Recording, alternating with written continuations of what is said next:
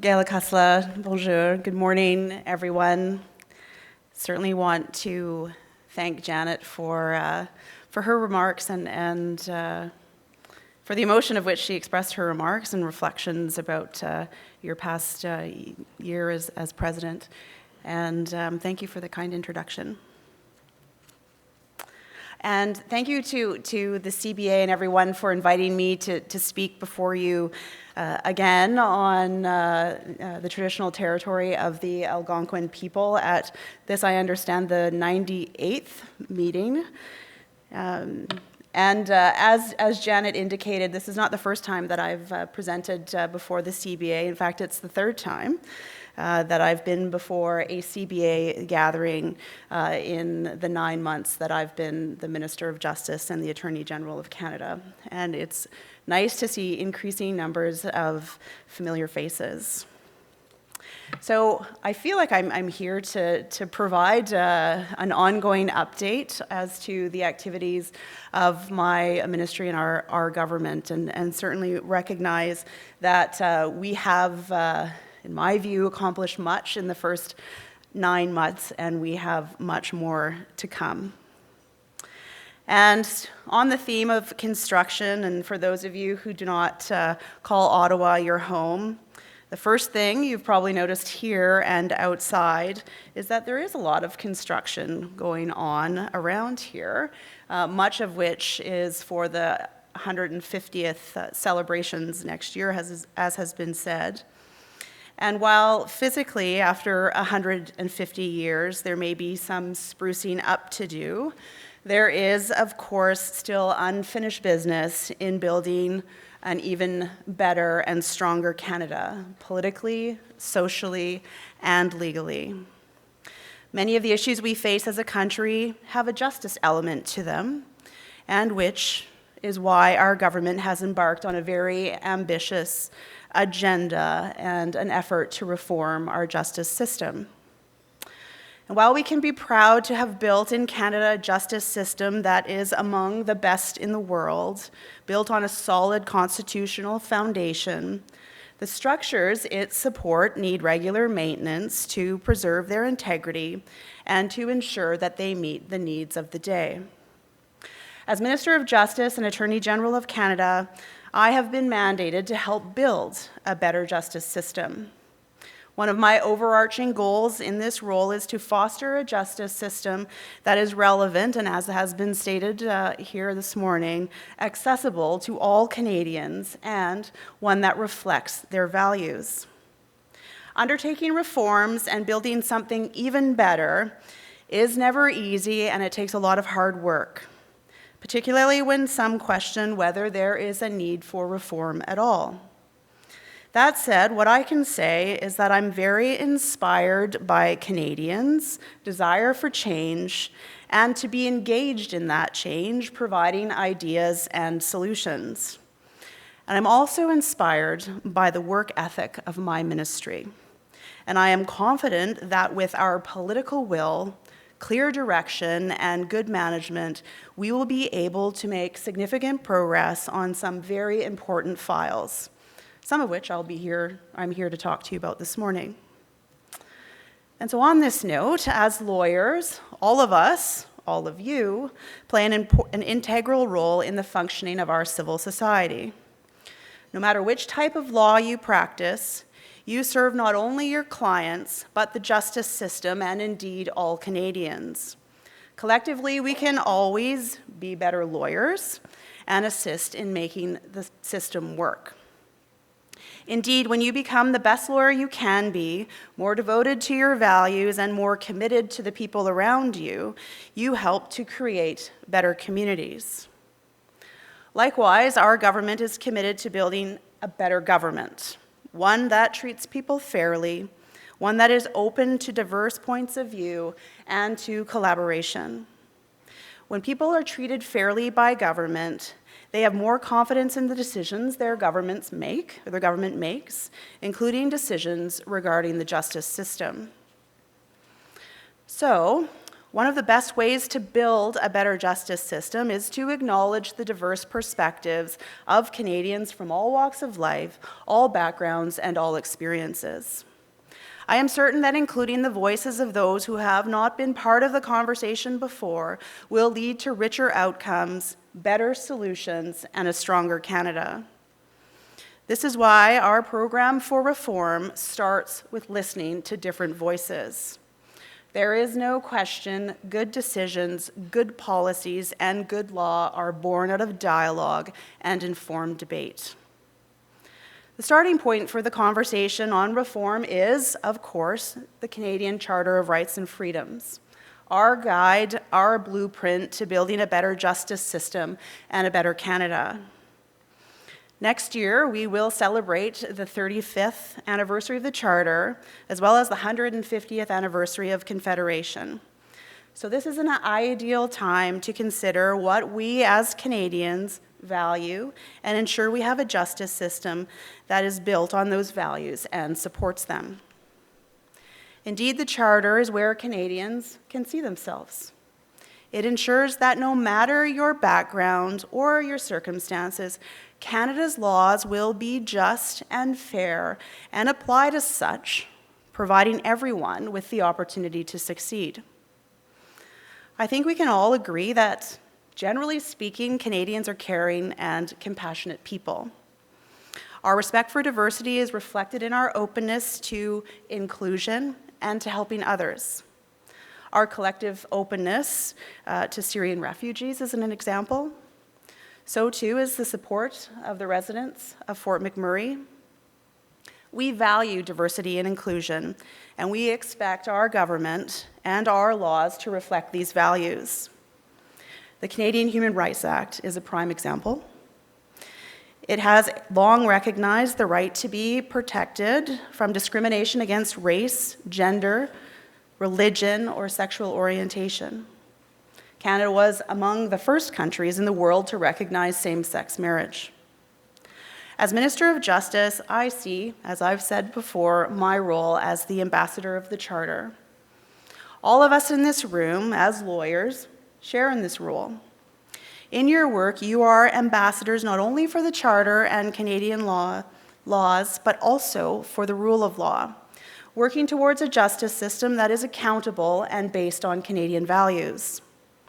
So as there is no question that our justice system plays an important role in contributing to Canada's success, as well as the way our country faces some incredibly complex and sensitive issues. For example, with respect to Indigenous peoples, of which is a great personal interest to me. It is a sad reality that many members of Indigenous communities are among the most marginalized segments of our population, and that they are overrepresented both as offenders and victims in the justice system. The latest report of the Federal Correctional Investigator underscored this disparity. It noted that between 2005 and 2015, the Indigenous inmate population grew by 50% compared to the overall growth rate of 10%. Indigenous people in Canada comprise 4.3% of the population and now represent more than 25% of inmates. Indigenous women comprise 37% of all women serving a sentence of more than 2 years. This is totally unacceptable. In fact, incarceration rates for Indigenous people in some parts of Canada are up to 33 times higher than for non-Indigenous peoples. Higher odds of incarceration than for a Black South Africa at the height of apartheid. Shocking. As some of you have or may have heard me say before, as a former Crown prosecutor in the downtown east side of Vancouver, I often saw young Indigenous men in the courtroom who were charged with non-violent property crimes. Far too often, these young men got caught in a vicious cycle within the system that led them to spending more time behind bars than in their communities. There are also the many offenders, up to 80% of federal offenders, with past or present substance abuse issues, and those who whose conduct is driven not only by addiction, but also mental health issues, poverty, or other social problems. They are caught in a cycle of repeat offenses. This is a very costly cycle. The administration of justice cases, such as failures to appear and breach of parole, make up more than 20% of all Crown cases, and cost some $729 million each year. While many of these breaches can be serious, breaching a no-contact order in family violence cases, for example, may not. Many are not. We need to find ways to allow for more discretion in differentiating and treating administration of justice offenses. Imagine if we could free up resources we spend on minor breaches and use them in more meaningful ways. We need to find, as has been said, creative solutions. While the justice system may not be the place to address the issues that caused the behavior that ultimately brought some offenders into contact with the law in the first place, there is a role for the justice system, a role the justice system can play in connecting people with the help they need when they do get into trouble. That said, perhaps our money would be better spent on helping them resolve those issues in the first place. As you all know, as part of our reforms, the Prime Minister has directed me to review the criminal justice system and changes to sentencing enacted over the past decade. Along with studying how the system affects the most marginalized segments of our population, the review will also look at the important role discretion plays in the criminal justice system. Measures such as restorative justice and sentencing circles, where appropriate, could provide off-ramps to the justice system and possibly lead to lower incarceration rates for nonviolent offenses. I am committed to being a champion of such measures. We have a number of positive examples in Canada to build upon. This is how we can serve justice while building bridges between offenders and victims where appropriate. As I mentioned earlier, I believe the best solutions come from diverse perspectives. To that end, I am holding roundtable discussions across the country to look at these various issues, among others. We have invited a range of legal experts and interested Canadians, and so far they have provided a huge amount of very thoughtful and valuable input. Careful and open collaboration is fundamental. We are also considering best practices, including what has worked well in other jurisdictions facing similar problems and how they have addressed them through innovative practices. We need to highlight these practices and build on their success. We are also building stronger relationships with our provincial, territorial, municipal, and Indigenous counterparts, and with those working in the criminal justice system, as well as non-governmental organizations, to ensure the best results. These partnerships are essential in delivering real and positive change. We are also considering new forms of crime and the issues they raise. As part of her national consultations on gender-based violence, the Minister of the Status of Women has spoken about the need to tackle cyber violence and sexism against women and girls online. Our justice system must be able to address these new issues and to react effectively while remaining true to Canadian values. And speaking about gender issues, it has been a great honor for me to be part of a gender-balanced cabinet. And I am pleased to say that we have achieved a similar balance in our recent appointments to provincial superior courts. Getting the balance right, whether in terms of gender, race, or ethnicity, is extremely important and speaks to the need for fairness and accessibility. It has long been true that when many defendants end up in court, they rarely see themselves or their life experiences reflected in the judiciary. I do not have to tell the audience or this audience that women, visible minorities, and Indigenous persons are not particularly well represented on the bench or in other areas. Our job is to correct that over time. And again, as you are all aware, Prime Minister Trudeau recently announced a new process for appointing Supreme Court of Canada justices. One that is transparent, inclusive, sets a high standard for accountability, and will ensure appointees are functionally bilingual. To deliver on this important commitment, we have appointed an independent and nonpartisan advisory board that will recommend candidates of the highest caliber. And I'm delighted that Susan Ursel has agreed to serve as the CBA's nominee on the advisory board. And yesterday I was pleased to present before the House of Commons Standing Committee on Justice and Human Rights in order to speak to members of Parliament about this new process for appointing Supreme Court of Canada justices and to answer their questions. Given the wealth of knowledge and professional experience in this room, I would ask you all to encourage excellent candidates you know to apply and to be part of this process. And with respect to judicial appointments at other levels of courts, we are committed to ensuring that Canadians can look at the justices we appoint to the bench and see their faces and life experiences reflected there. Our government has committed to increasing transparency, accountability, and diversity in Superior Court judicial appointments, as well as the Supreme Court. That said, I am very sensitive to the pressures that courts throughout the country are currently experiencing due to judicial vacancies. As you know, the government has already made the 15 appointments to trial and appellate courts, and we are taking steps to both strengthen the process and to fill remaining vacancies. And I look forward to publicly announcing our intentions in this regard very soon. So, as we approach the 35th anniversary of the Charter, as well as the 150th anniversary of Confederation, it is time to take stock of the rights that we cherish and to reflect on the values, our values as a country. We can look back to see how the law has evolved, how far we've come. We can also speculate on how the common law will evolve, but moreover, as a society and through our government, we can and will continue to take steps to also be a progressive force in its evolution. This includes making sure others feel safe to be themselves through legislation that ensures freedom to express your gender identity while being protected against discrimination and hate.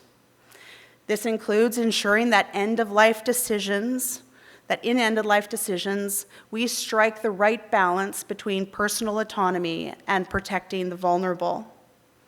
This means improving access to the criminal justice system for all Canadians by increasing funding for legal aid programs. And in Budget 2016, I was very pleased that our government committed $88 million over 5 years to the provinces for this purpose and maintained the level of additional funding of $30 million a year. It includes reconsidering litigation positions to ensure that they are consistent with the Charter, our commitments, and our values as Canadians.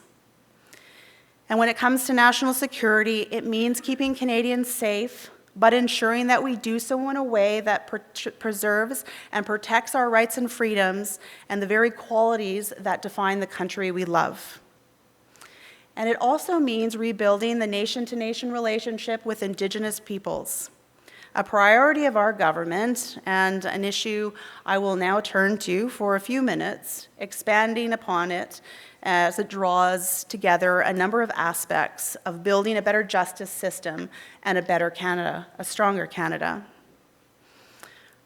I'm extremely proud to have spent the vast amount of my career on Indigenous legal issues, and now to be a part of a government whose leader has made a firm commitment to fundamental change with a vision for true reconciliation with Indigenous peoples.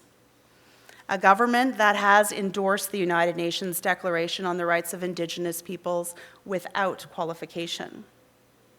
But the truth is, that was the easy part. The challenge now is actually implementing it, both for the Crown and for Indigenous peoples. It is not easy to decolonize, which is what the United Nations Declaration demands.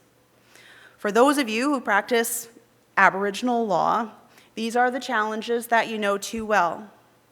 The various articles of the Declaration, as the Declaration itself speaks to, will be implemented through various mechanisms, including legislation, policy, agreements, and other constructive arrangements, as well as, of course, by Indigenous peoples themselves.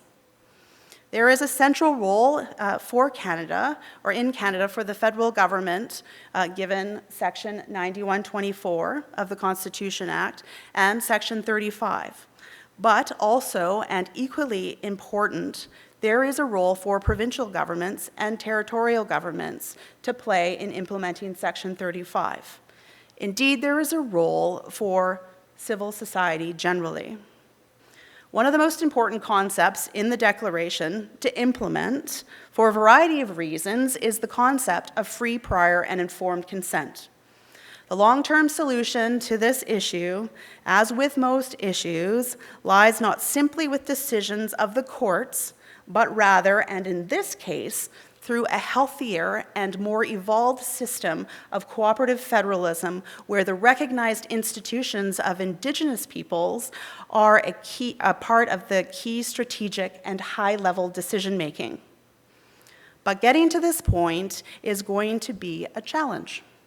We have 150 years of colonialism to navigate, not least of which is dealing with federal legislation that is the antithesis to the Declaration, namely the Indian Act.